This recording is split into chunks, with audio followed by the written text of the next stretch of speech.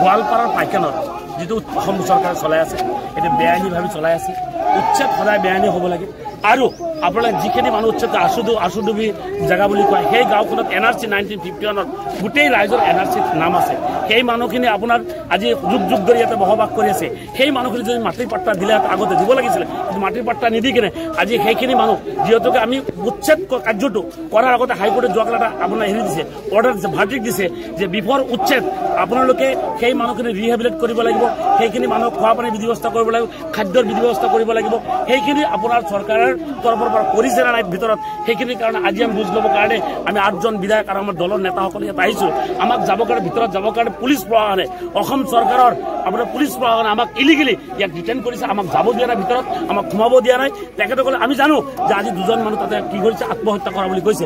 আত্মহত্যা কৰাৰ ভিতৰৰ পৰা খবৰ আহিছে, পুলিচ বাহিনীয়ে তেখেতসকলক বাধ্য কৰাইছে যে আত্মহত্যা কৰাৰ কাৰণে। আজি নিৰীহ মানুহসকলক চৰকাৰে যেনেকৈ অত্যাচাৰ কৰি আছে, বিশেষকৈ এটা মুছলমান জাতিক আপোনাৰ টাৰ্গেট কৰি আজি এই বিজেপি চৰকাৰে অত্যাচাৰ চলাই আছে। ইয়াৰ ওপৰত আজি আমি পাৰা নাই, বলে পাৰা নাই, কিন্তু ওপৰৱালা এজন আছে, ইয়াৰ বিচাৰ কিন্তু আপোনাৰ এই চৰকাৰৰ ওপৰত পৰিব।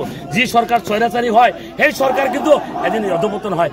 আজি আপুনি চাওক, কংগ্ৰেছ চৰকাৰৰ দিনত ইমান স্বৈৰাচাৰী কৰিছিলে, আজি সেই দিনত আমাৰ মানুহখিনি কিন্তু কংগ্ৰেছক ভোট দিছিলে, কিন্তু সেই ভোট দিয়াৰ সময়ত যদি কংগ্ৰেছ চৰকাৰৰ সেই চৰকাৰে যদি আপোনাৰ ভূমিৰ পাট্টা দিলেহেঁতেন আজি কিন্তু আমাৰ মানুহখিনি আজি উচ্ছেদিত নহ'লেহেঁতেন। আজি কংগ্ৰেছৰ কেইজনমান বিধায়ক আমাৰ ওচৰত আহি কিনে আপোনাৰ ধৰ্ণাত কাৰ্যসূচীত আহিছে, আমি ধিক্কাৰ জনাইছোঁ।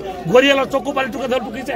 গতিকে আমি মাননীয় মুখ্যমন্ত্ৰী ডাঙৰীয়াক এটা কথা অনুৰোধ কৰিম, আপোনাৰ যদি মানৱতা আছে, আপোনাৰ যদি মায়া আছে, সেই মানুহখিনিক, গৃহহীন মানুহখিনিক, এই আপোনাৰ অন্যায়ভাৱে এই দুখীয়া মানুহখিনিক, মুছলমান মানুহখিনিক অন্যায়ভাৱে আপুনি অত্যাচাৰ কৰিব নালাগে, অন্যায়ভাৱে আপুনি উচ্ছেদ কৰিব নালাগে।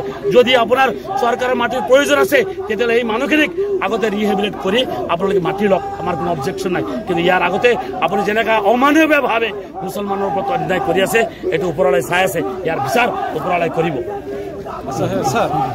কংগ্ৰেছে আগৰে পৰাই কেনেকৈ প্ৰতিবাদ কৰিব?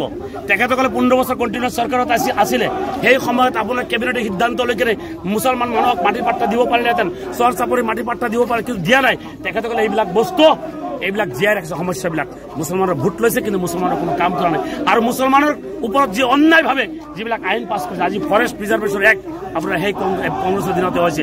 আজি ইভিকশ্যনৰ কৰা আইলেণ্ড ৰেগুলেশ্যন যদি এক্ট কৰি থৈছে, কংগ্ৰেছৰ দিনতে কৰিছে। তেতিয়া ৰকিবুল হাছান ডাঙৰ লিডাৰ আছিলে, সেই সময়ত আপোনাৰ বহুত কেইজনমান মুছলমান মন্ত্ৰীও আছিলে। তেখেতসকলে মুছলমানৰ কাৰণে যদি কৰিলেহেঁতেন আজি এই বিপদখিনি আমাৰ মানুহৰ নহ'লেহেঁতেন। তেখেতে মাটিৰ পাট্টা দিলে কোনো চৰকাৰে উচ্ছেদ কৰিব নোৱাৰিলেহেঁতেন। ইয়াৰ কাৰণে দায়ী আজি কংগ্ৰেছ চৰকাৰে। এতিয়া কংগ্ৰেছ চৰকাৰ ঘূৰিয়াল চকু পানী পেলাই কিনে এতিয়া আজি আমাৰ লগত আহিছে হেৰি কৰিবৰ কাৰণে, উচ্ছেদৰ মানে বিৰোধিতা কৰিবৰ কাৰণে। গতিকে ইয়াতে বিৰোধিতা কৰিব, আকৌ তেখেতক চেলেঞ্জ দিয়ে। এই আপোনাৰ ৰচিদ মণ্ডল চাহাব, আব্দুৰ ৰচিদ আলম চাহাবে আৰু ৰকিবুল হুছেইনে এনেকৈ চেলেঞ্জ দিছিলে যে 50জন হিমন্ত বিশ্ব শৰ্মা আহিলেও মুছলমানে একো কৰিব নোৱাৰে তেখেত থকালৈকে। আজি তেখেত ক'ত? তেখেতে উচুকাই দিছে। তেখেতসকলে সেই সময়ত আইন পাছ কৰিলে আপোনাৰ চৰকাৰী লেণ্ডত থকা মানুহখিনি ইভিকশ্যন কৰাৰ কাৰণে, আৰু সেই মানুহখিনিক মাটি পাট্টা নিদিলে, আৰু উল্টা তেখেতে চৰকাৰৰ লগত চেলেঞ্জ কৰিলে, হিমন্ত বিশ্ব গাত জুই লগাই দিলে, যাৰ কাৰণে আজি মুছলমানৰ এই অৱস্থা হৈছে।